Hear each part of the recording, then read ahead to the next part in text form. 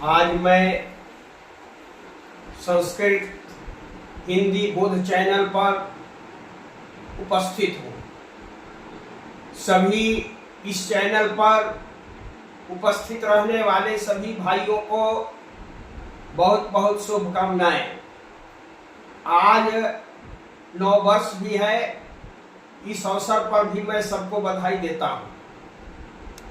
आज मैं वाच्य के बारे में भी अपनी वाणी को रखूंगा।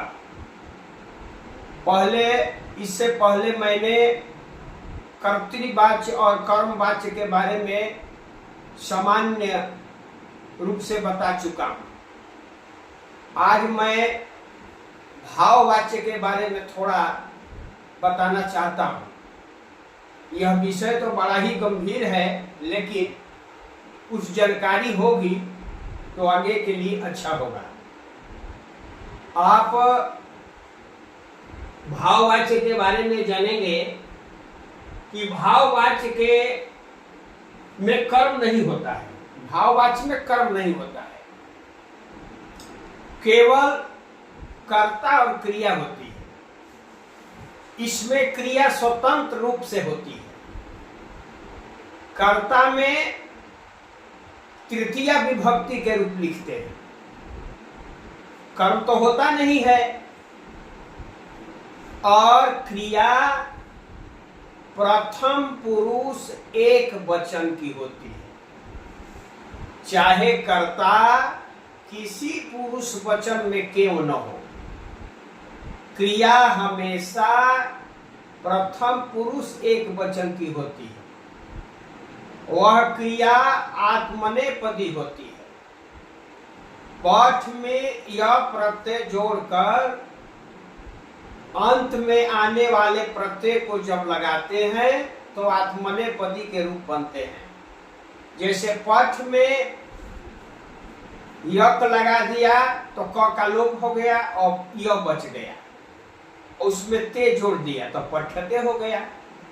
तो इसका लट लकार में रूप चलता है पठ्यते, पठ्यते, पठ्यन्ते, पठ्यसे, पठ्येथे, पठ्यध्वे, पठ्ये, पठ्यावहे, पठ्यामहे।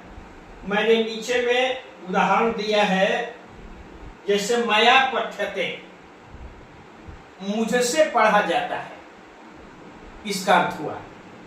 और यही कर्तृवाच्य में होगा अहम पठामि, तो भाववाच्य में हो गया। तो भाववाच्य में कर्ता में तृतीया का रूप हो गया, और पठ्यते प्रथम पुरुष एक वचन का रूप हो गया। जबकि मया जो है यह उत्तम पुरुष का है, फिर भी पठ्यते लगेगा। दूसरा है अस्माभि पठ्यते, हम लोगों के द्वारा पढ़ा जाता है। इसका कर्तृ में वाच्य में होगा वयम पठामः। फिर है युष्माभि पठ्यते, तुम लोगों के द्वारा पढ़ा जाता है, माने यूयम पठथ कर्तृवाच्य में होगा। फिर दिया है रामेण पठ्यते, राम के द्वारा पढ़ा जाता है। त्वया पठ्यते, तुमसे पढ़ा जाता है, तो तुमसे पढ़ा जाता में त्वम पठसी हो जाएगा कर्तृवाच्य में।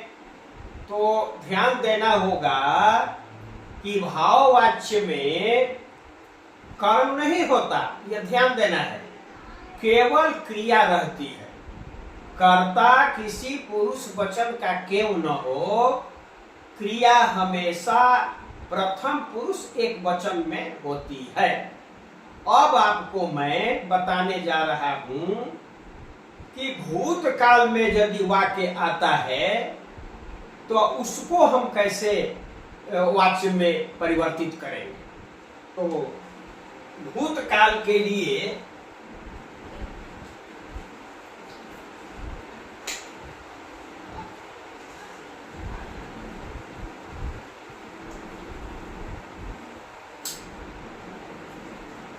भूतकाल में जो है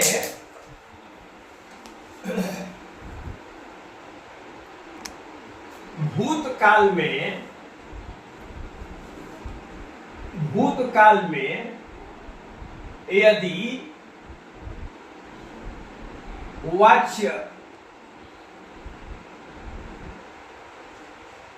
का ज्ञान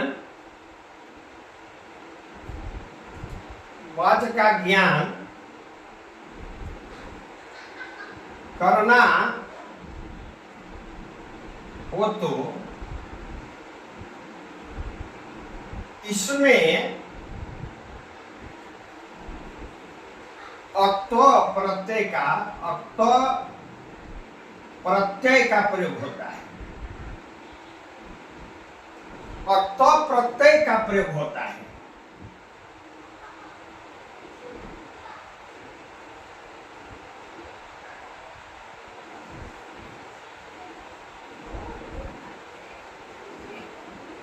अब जानना होगा कि अक्त प्रत्यय क्या है।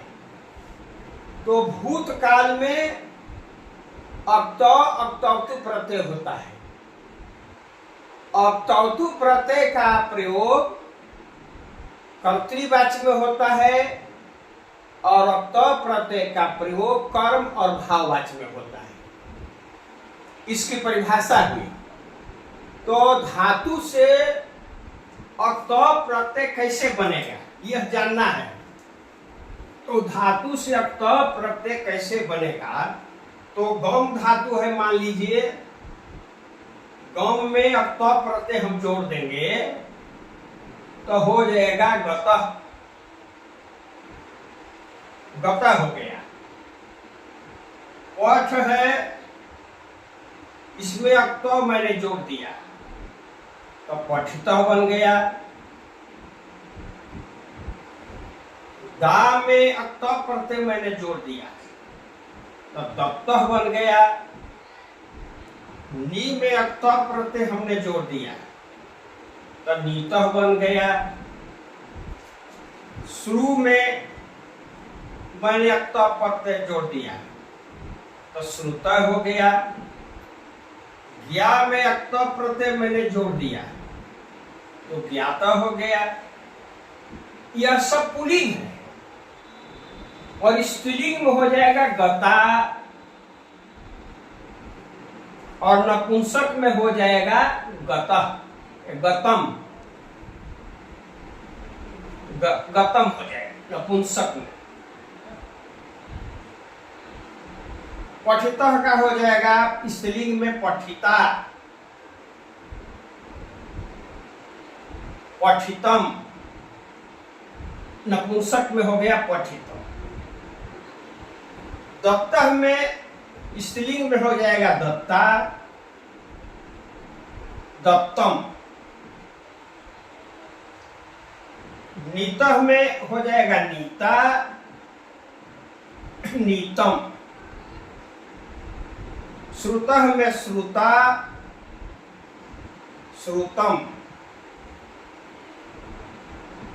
ज्ञातः में ज्ञाता, ज्ञातम। अब हमको बताना है कि वाक्य कैसा होगा भूतकाल का। तो मान लीजिए आ गया कि मैंने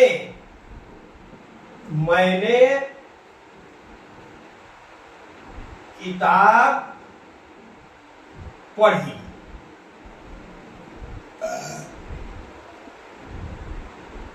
मैंने किताब पढ़ी, यह भूतकाल का वाक्य है। मैंने किताब पढ़ी तो कर्तृवाची में होगा, कर्तृवाची में होगा अहम पुस्तकम, अहम पुस्तकम अपठम। हो जाएगा अहम पुस्तकम अपठम, पुस्तकम।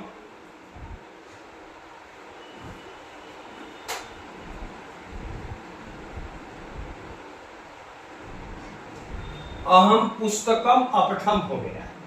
मैंने किताब पढ़ी, भूतकाल में अनुवाद हो रहा है अहम पुस्तकम अपठम। अब इसको हम जो है सो किस वाच्य में बदलेंगे? तो कर्मवाच्य में, क्योंकि इसमें कर्म है। तो कर्मवाच्य में बदलने के लिए क्या करेंगे कि नियम के अनुसार कर्ता में तृतीया हो गया मया, किताब का हो गया पुस्तकम, और पढ़ी का हो गया अक्ता से पठितम। मया पुस्तकम पठितम, मैंने किताब पढ़ी, यह हो गया कर्मवाच्य में। कर्मवाच्य भूतकाल में, तो भूतकाल में वाच्य परिवर्तन के लिए अक्त प्रत्यय का प्रयोग होता है, जैसे मैंने आपको बतलाया। अब मान लिया गया कि तुम लोगों ने गीता पढ़ी, यह आ गया वाक्य तुम लोगों ने गीता पढ़ी। तो तुम लोगों ने का मतलब हो गया यूयम, और गीता कर्म है तो गीताम, और पढ़ी लंग लकार का रूप हम लगाएंगे तो अपठत,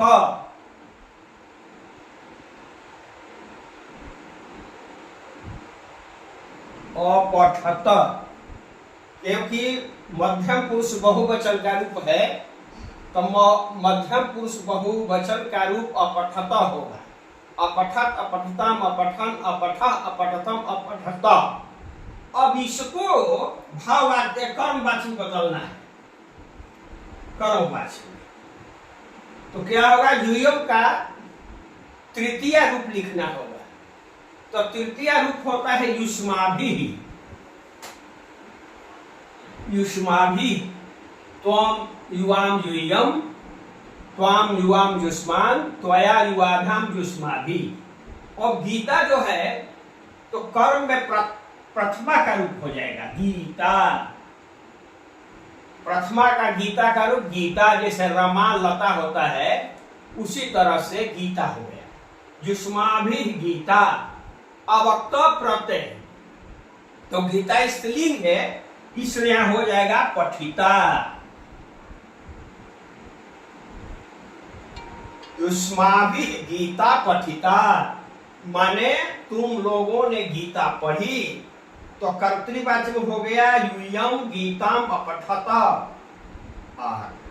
कर्मवाच्य में हो गया युष्माभिः गीता पठिता। और एक वाक्य और लेते हैं।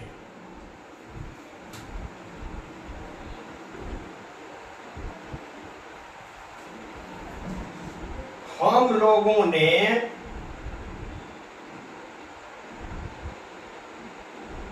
लोगों ने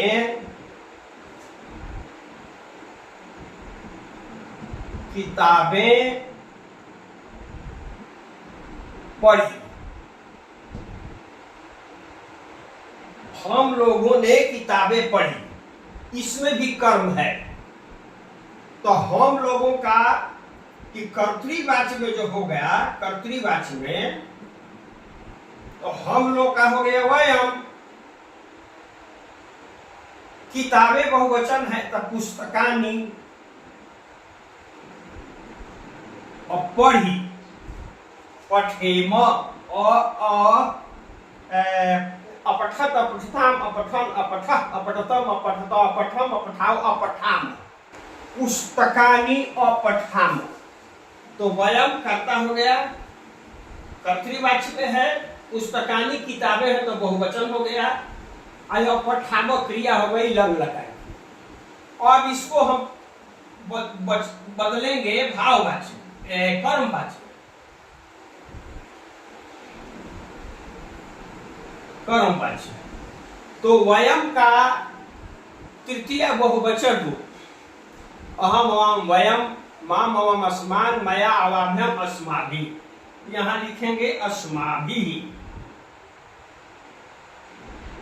पुस्तकानी प्रथमा में भी पुस्तकानीय रूप होता है बहुवचन में, तो पुस्तकानी।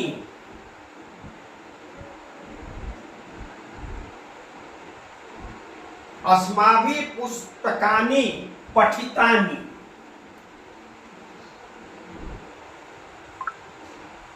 पठितानि हो जाएगा, क्योंकि अक्तः प्रत्यय से नपुंसक है पुस्तक, तो पठितम पठिते पठितानि हो जाएगा।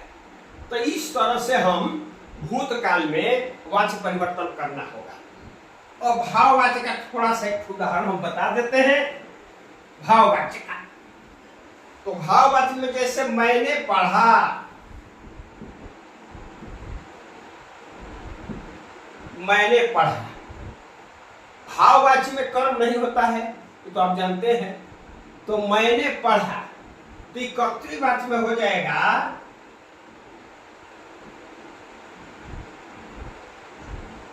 अहम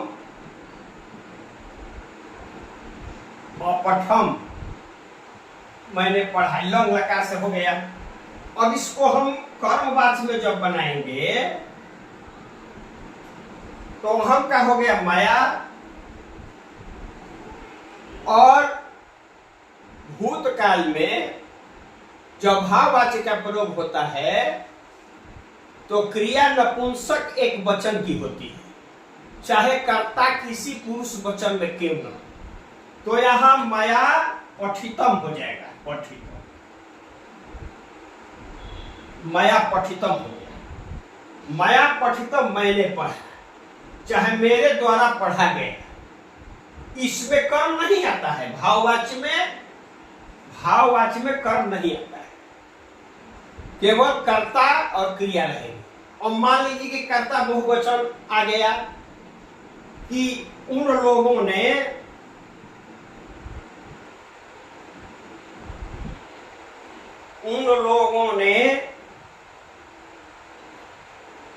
पढ़ा, उन लोगों ने पढ़ा, तो कर्तृवाच्य में इसका हो जाएगा थे, उन लोगों के मतलब थे, और क्रिया हो जाएगी अपठन, अपठन, यह लंग लकार की क्रिया हो गई ते अपठन। अब इसको हम भाववाच्य में बदलेंगे, कर्मवाच्य में नहीं बदलेगा। तो ते का तृतीय बहुवचन अब रूप देना होगा, सह तौ ते तम तौ तान ते नताभ्याम तई, तो तई हो गया भाववाच्य तई। अब इसके बाद पठितम ही क्रिया होगी, तई पठितम। कहने का भाव ये है कि भाववाच्य में हमेशा क्रिया नपुंसक एक वचन की रहेगी, चाहे कर्ता किसी पुरुष वचन में क्यों न हो। भूतकाल में नपुंसक एक वचन का ही रूप रखता है। तो कहने का मतलब ये हुआ भूतकाल में मैंने बता दिया। अब चाहिए के अर्थ में वाच्य का प्रयोग कैसे होगा, मैं अगले वीडियो में मैं बताऊंगा। तो आप यदि समझ गए होंगे तो आप इसे लाइक करना, सब्सक्राइब करना और शेयर करना। और एक मैं प्रश्न देता हूं, यदि आपको समझ में बात आई हो तो, मैंने पत्र लिखा, मैंने पत्र लिखा, इस वाक्य को कर्तृवाच्य में बनाकर इसका वाच्य में बदल देंगे, और कमेंट्स में यदि लिखना चाहे तो लिख सकते हैं, यदि बात समझ में आई हो तो। इतना कहकर मैं अपनी वाणी को विराम देता हूं। आप लोग इस बात को समझें। बहुत बहुत धन्यवाद।